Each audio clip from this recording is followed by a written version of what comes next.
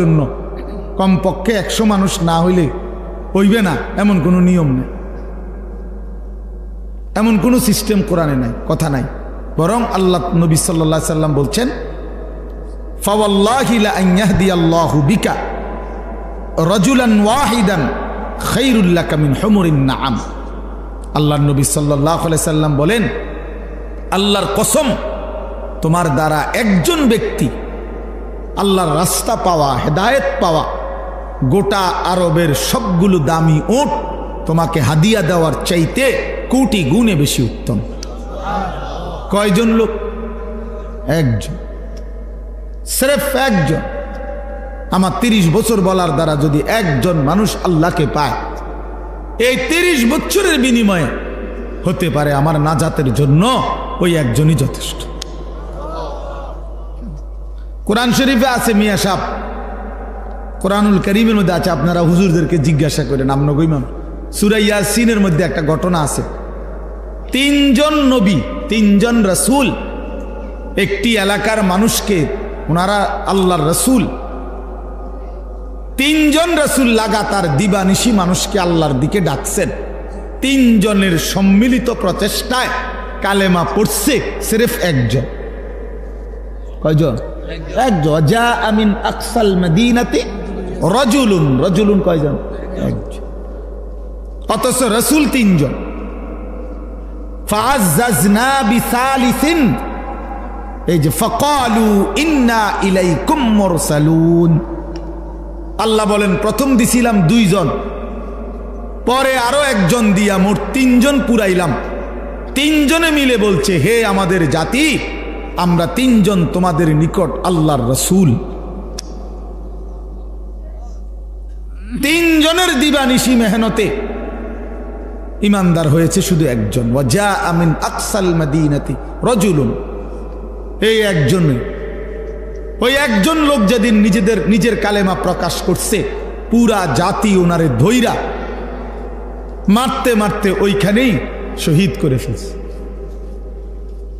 মেরেই ফেলছে, মেরেই ফেলছে।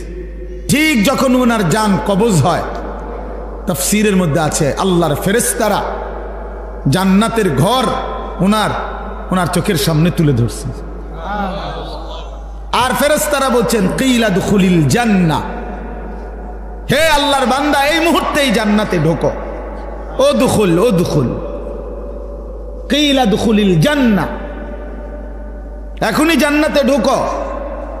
তখন সেই আল্লাহর বান্দা মরতে মরতে ওই ইমানদার একজন বলতেছে, ক্বালা ইয়া লাইতা কওমি ইয়ালামুন, হায় আমার জাতি, তোমরা যদি বুঝতা, জানতা যে তোমরা আমাকে হত্যা করে রক্ত ঝরিয়ে তোমরা ভেবেছো তোমরা জিতে গেছো। না আমার জাতি, তোমরা আমাকে হত্যা করো নাই, বরং আমার জান্নাতে ঢুকায় দিছো। ইয়া লাইতা কওমি ইয়ালামুন বিমা গফারা লি রাব্বি, আরে আমার আল্লাহ তো আমারে পুরা মাফ করে দিছে রে। ও জালানি মিনাল মুকরামিন, আমারে তো সম্মানিত জান্নাতি বান্দাদের অন্তর্ভুক্ত করে দিয়েছে। হ্যাঁ, এই জন্য কয়জন ভাইয়া? একজন। একজন, একজন মানে ইমানদার কয়জন হইছে? একজন, একজন। এই জন্য সংখ্যা কোনো বিষয় না। 10,000, 10 লাখ, 5,000, 50 লাখ, এটা কোনো কথা না। শ্রোতা কম না বেশি, এটা কোনো বিষয়ই না। বিষয় হলো আল্লাহর কথা বলা, বলতে থাকা, রাত দিন বলতে থাকা, প্রতিটা সুযোগকে কাজে লাগানো। 1 জন হোক, 10 জন হোক, একাকী হোক, প্রকাশ্যে হোক, হ্যাঁ দিনে হোক, রাতে হোক, মাইক হরন কোনো কিছুই জরুরি না। আল্লাহর কথা বলা, কবি আরশ পর, কবি ফরশ পর, কবি উনকে দর, কবি দর বদর, গমে आशिकी तेरा शुक्रिया, मैं कहां कहां से गुजर गया। कभी हो रास्तों में तन्हा, कभी हो गुरूद सहरा। আল্লাহ, এজন্য বাপ আল্লাহর কথা বলতে থাকা। তো বলতেছিলাম, নিজেদের ফিকির করা চাই, নিজের ফিকির দরকার, ফিকির দরকার, দিলের মধ্যে ফিকির দরকার। অন্তরের মধ্যে অনুভূতি দরকার। আমি যে কথাটা বলতেছিলাম, হাফেজে কোরআনের কথা বলতেছিলাম, মূলত একটু আগায়া বসতেন অনুরোধ করছে, যেহেতু রাত হয়েছে, আমারও তো কষ্ট লাগে আপনার নাড়াচাড়া করাইতে, কিন্তু এখন তো জায়গা একটু দরকার সামান্য, এই জন্য একটু আগায়া বসেন, যেন একটু হিম্মত করেন, সামান্য এই 1-2 ইঞ্চি করে আগাইলে একটু বরকত হবে। দেখেন ভাই, একটু নড়ে চড়ে বসেন, নওজোয়ান ভাই তোমরাও নড়ে চড়ে বসো, ছেলেরা তোমরা আগায়া বসো ভাই।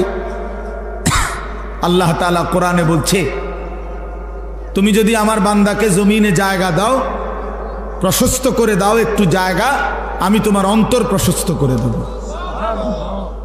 ইয়াফসাহিল্লাহু লাকুম, আল্লাহ দিল বড় করে দিবে, জান্নাতে জায়গা দিয়ে দেবে ইনশাআল্লাহ। মাশাআল্লাহ। আচ্ছা, তো বলতেছিলাম, এই শেষ কথা শুনেন।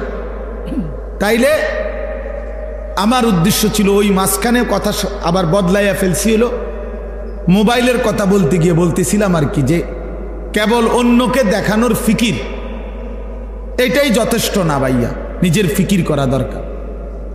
আমার নিজের ফিকির আসা দরকার, আমি কে, আমি কোত্থেকে আসলাম, আমার আসলে কি করণীয়, একটা সুনির্দিষ্ট গন্তব্য, জীবনের একটা লক্ষ্য নির্ধারণ করা, এটা বিবেকবানের উচিত। আমার মনে আছে, আমি ছোটবেলায় প্রাইমারি স্কুলে পড়ছি, যখন আমাদের স্কুলে থাকতেই, প্রাইমারিতে থাকতে, বাংলাতেও ইংরেজিতেও আমরা রচনা লেখছি, পড়ছি, আমার জীবনের লক্ষ্য, এইম ইন লাইফ, এটা ইংরেজি রচনাও পড়ছি, বাংলা রচনাও পড়ছি। আমার জীবনের লক্ষ্য কি, আমার জীবনের টার্গেট কি? তাহলে সুস্থ স্বাভাবিক মানুষ তার জীবনের একটা লক্ষ্য উদ্দেশ্য নির্ধারণ করে। হ্যাঁ, তোমরা যারা 1 ওয়াক্ত নামাজ পড়ো না, আমার বন্ধু, একবার হলেও বিবেককে প্রশ্ন করো, তোমার জীবনের লক্ষ্য কি? এর দ্বারা কি বুঝাইতে চাচ্ছ আল্লাহকে? আল্লাহকে কি বলতে চাচ্ছ? যে আল্লাহ, আপনি যে জাহান্নাম দিবেন, আপনি বলেছেন, আমি তার জন্য প্রস্তুতি নিচ্ছি। আপনি যে বলছেন কবরে আযাব দিবেন, কাউকে না কাউকে দিবেন, তো সেই ভাগ্যবানটা আমি হতে চাচ্ছি, সেই বদনসিব দুর্ভাগা আমি হতে চাচ্ছি। আপনি আমারই আযাব দিয়েন, আমারই আযাব দিয়ে দেখি আপনি কি করতেন পারেন। কোরআন শরীফে আছে, আল্লাহ তাআলা বলছে, আম আবরামু আমরান ফাইন্না মুবরিমুন। আল্লাহ বলছে, আমার নাফরমান বান্দা, তোমাকে আমি কি কি শাস্তি দেব আমি তা ঠিক করে নিয়েছি। আমার কবরে, হাসরে, জাহান্নামে তুমি, আমি আল্লাহর আযাব থেকে কেমনে বাঁচবা, তুমি তোমার ব্যবস্থা করে নিও। আল্লাহ চ্যালেঞ্জ করছে কোরআন শরীফের আয়াত। আমার শাস্তি আমি রেডি রাখছি, তুমি কেমনে আমার থেকে বাঁচবা তুমি ঠিক করে নিও। কথা বললো না ভাই, একজন আরেকজনকে হাসাহাসি করো না, ওই ছেলে বেটকায়ও না ব্যাককলের মতো, বেউকুফ। অনেক ছেলে, কারো মানে কিছু আছে, কোনো কাজ হয় না দিলে, যেটাই বলবেন হে হের তামাশা, হ্যাঁ, হে ওর জিন্দিগি নিয়ে আছে। যদি বলেন তোমারে তো বলতেছে, হ্যাঁ ও আমার নি কয়, আমি তো এই ডকের। আহা, আফসুসের ব্যাপার, আসে আফসুসের। অনেক বড় বদনসিব যে নিজের নাফরমানির কথা বলেও, শুনলেও, মনে পড়লেও যার ভিতরে সামান্যতম কোনো অনুশোচনা জাগে না, তার চাইতে বড় লানত আর কিছু হতে পারে। কমপক্ষে তো একটু অনুশোচনা, লজ্জিত অনুভূতি হওয়া উচিত, যা হা আমাকেই তো বলছে, আমি তো এমন। আল্লাহ আমাদেরকে বুঝ দান করেন। তাই জন্য বললাম, আল্লাহ তাআলা এটা বলছেন, বান্দা তোমারে আমি কি শাস্তি দেব তা ঠিক রেখেছি, তুমি কেমনে বাঁচবা তুমি ঠিক করো, তুমি ঠিক করো, তুমি আমার আযাব থেকে কেমনে বাঁচবা। ফাকাইফা তাত্তাকুনা ইন কাফারতুম ইয়াওমান ইয়াজআলুল বিলদানা শিবা। কোরআন শরীফে আল্লাহ বলে, বান্দা এই যে দিন রাত তুমি আমার নাফরমানি করছো, হায় বান্দা জানো সেই হাসরের দিন তুমি কেমনে বাঁচবা, যে দিনের একদিনের পেরেশানি, কষ্ট, দুঃখ, যন্ত্রণা আল্লাহ নিজে বলছে, খোদার কসম বাপ। আল্লাহ বলছে, বান্দা একদিনের পেরেশানি হাসরের মাঠের কুলের বাচ্চা